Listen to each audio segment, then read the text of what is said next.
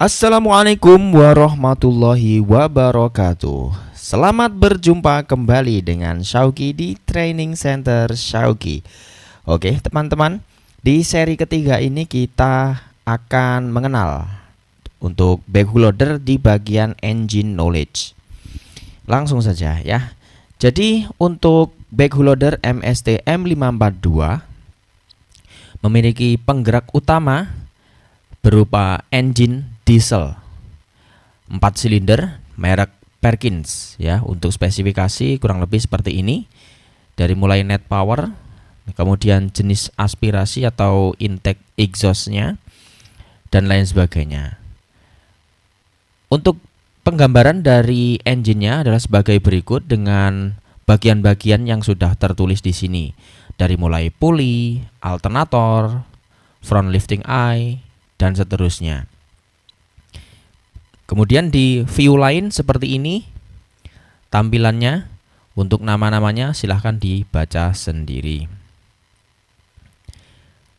Untuk pengetahuan engine diesel sudah Syauqi bahas lebih lengkap di video yang ada di bagian deskripsi. Silahkan dikunjungi linknya. Tapi di sini sekilas diesel 4 langkah itu 4 proses untuk mendapatkan satu tenaga, yaitu prosesnya ada langkah intake, compression, combustion, dan juga exhaust. Intake stroke ketika intake valve terbuka dan exhaust valve tertutup. Kita tunggu nanti di sini. Serta piston bergerak turun, maka udara segar akan masuk ke dalam ruang bakar atau silinder. Nah, seperti ini. Intake valve terbuka, kemudian exhaust valve tertutup dan piston turun.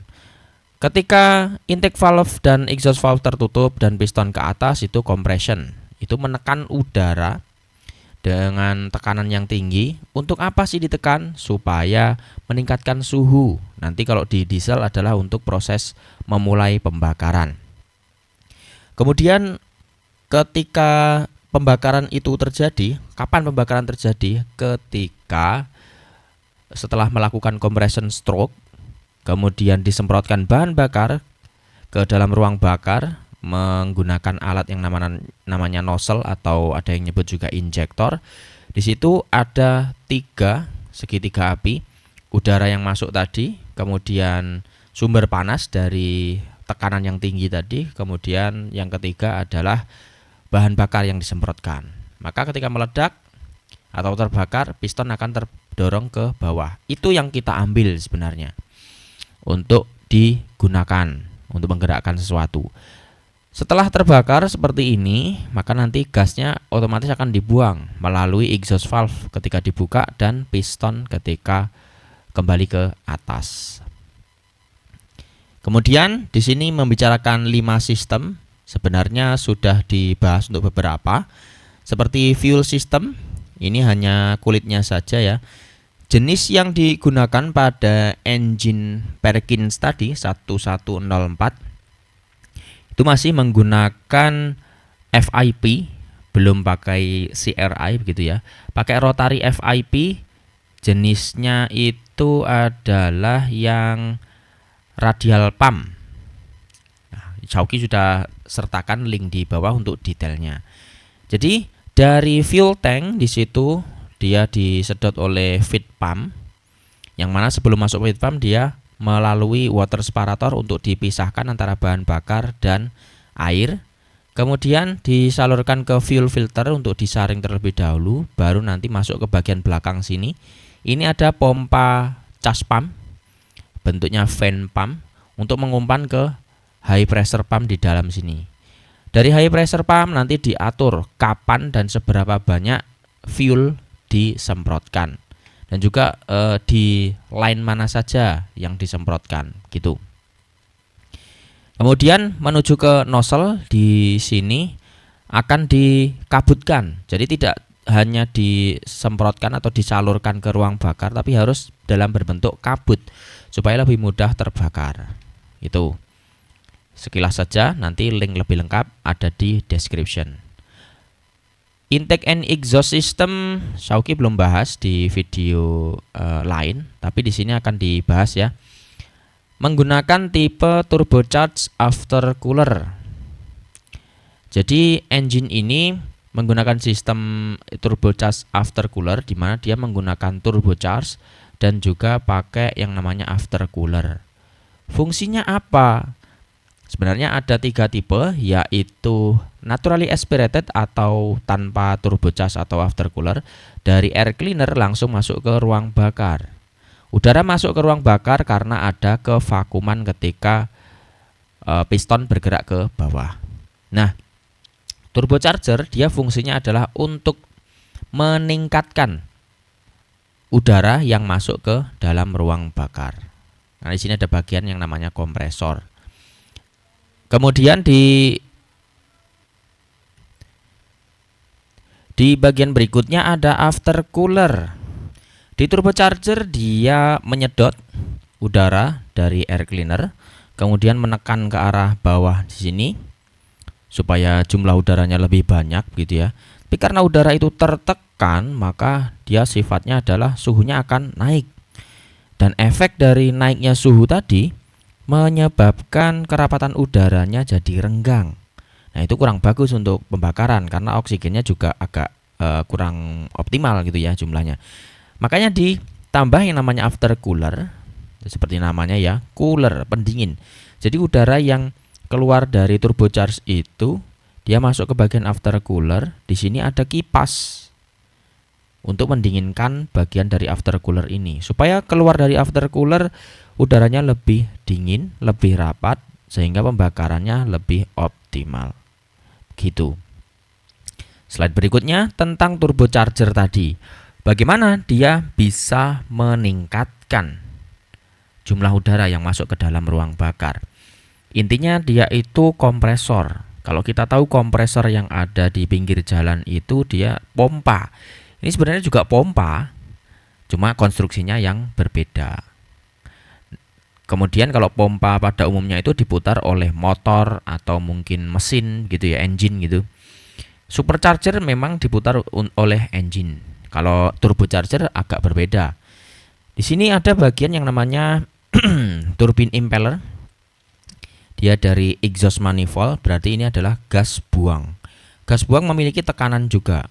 Jadi tekanan gas buang tadi dimanfaatkan untuk memutar turbin impeller ini sehingga dia bisa berputar.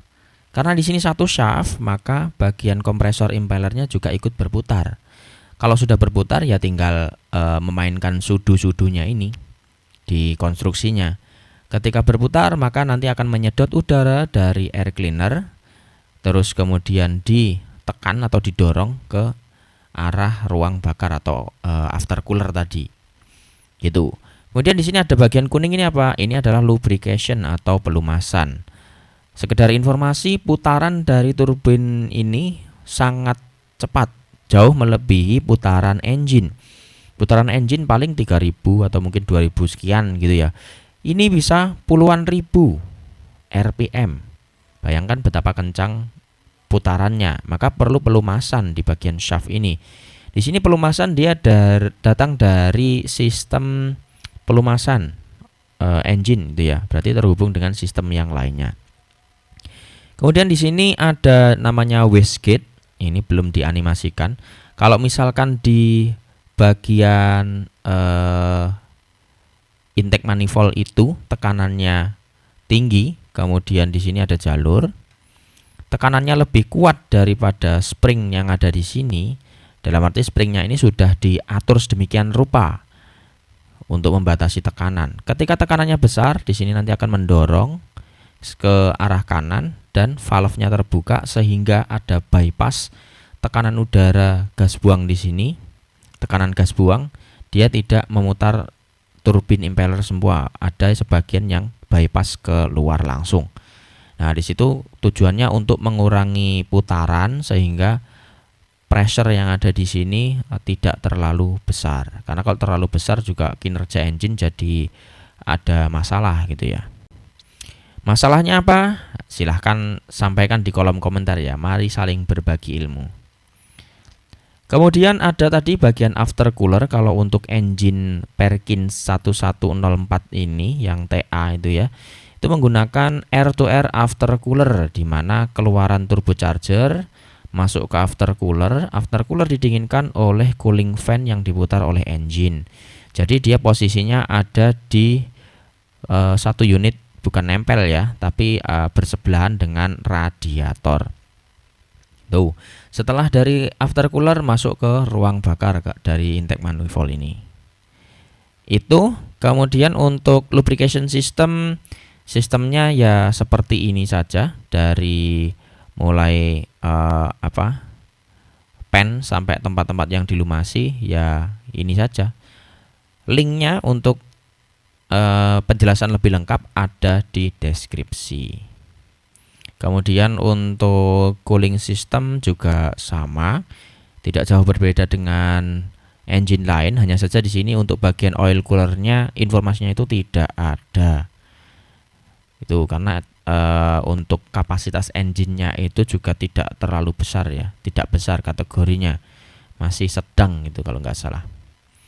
Penjelasan sama ada di bagian deskripsi.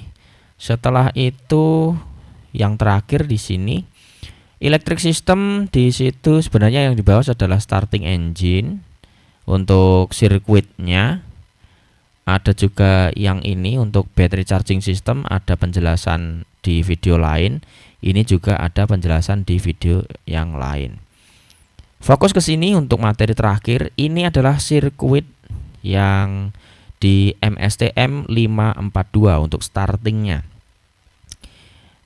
Kenapa kok pakai sirkuit? Kan gampang ya, cuma tinggal putar kunci, kemudian dia cengengesan, running, selesai. Ya sebenarnya iya sih, tapi ada pengaman-pengamannya. Misal di sini ada battery cutout switch. Ini biasanya kalau di tambang bahasanya itu diwajibkan untuk keamanan, bukan keamanan sih apa ya? Biar baterainya itu nggak cepet drop itu kalau teman-teman bilang. Nah di sini untuk menyalakan pastikan ini dihubungkan dulu sehingga baterai terhubung ke sistem. Terus kemudian positif dia berhenti di bagian main relay. Jadi saat ini belum ada yang teraktivasi gitu ya, kecuali bagian radio itu ada, CD playernya udah teraktivasi, ada sirkuit lain itu. Kemudian ini ada ignition key atau kunci kontak. Kalau yang ini untuk gear lever. Buat apa gear lever? Nanti kita bahas. Ignition key dia ada 3 posisi, ada 4 ya. Ada off, kemudian untuk ignition on, kemudian preheat, setelah itu dia starting. Pas kunci on, ceklek di P1, maka dari 16 ini ke 85 main relay mengaktifkan coil sehingga kontak 3087 ini terhubung. Dari fuse 40 ampere ini dia dilanjutkan ke gear lever dan juga ke fuel injection pump. Ini untuk solenoid ya, untuk membuka jalur bahan bakar.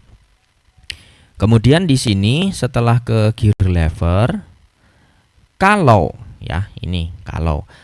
posisinya itu netral, maka nggak akan ada listrik yang menuju ke bawah sini, karena ini masih terbuka. Ini untuk posisi forward, posisi reverse. Kalau yang ini netral. Kemudian berarti ini harus netral dong untuk nyalain. Jawabannya adalah iya. Kok bisa? Kalau misalkan ini forward atau reverse-nya itu aktif, maka harus mengalir ke sini, mengaktifkan startup relay 8586 ini. Ketika ini aktif, kontaknya 30 terhubung ke 87. Nah, ketika ini posisi P3 saat starting, ini nggak bisa memutar starting motor atau tidak bisa mengaktifkan starting motor. Maka di sini harus netral. Ketika sudah netral, di sini tidak ada tegangan yang menuju ke startup relay, 30 terhubung ke 87A. Jadi ketika start posisi 3 di sini, seret mengaktifkan solenoid, kemudian menghubungkan kontak, setelah itu dari baterai menuju ke starting motor, baru dia bisa cengengesan. Oke. Tuh. Jadi kalau dilihat di sini, di unit yang lain juga saya rasa ada seperti ini juga, jadi kondisinya itu harus netral. Kadang ada juga unit yang harus posisi misalkan duduk di operatornya duduk di kursi di seatnya itu, jendela mungkin harus bukan jendela, pintu harus ditutup kah, atau mungkin hoodnya harus ditutup. Nah, itu tergantung mesinnya sendiri, desainnya bagaimana, tinggal ditambahkan di sistem. Kalau unit ini standar ya harus netral supaya nanti bisa starting. Oke, teman-teman, untuk bagian 3 saya rasa cukup sekian.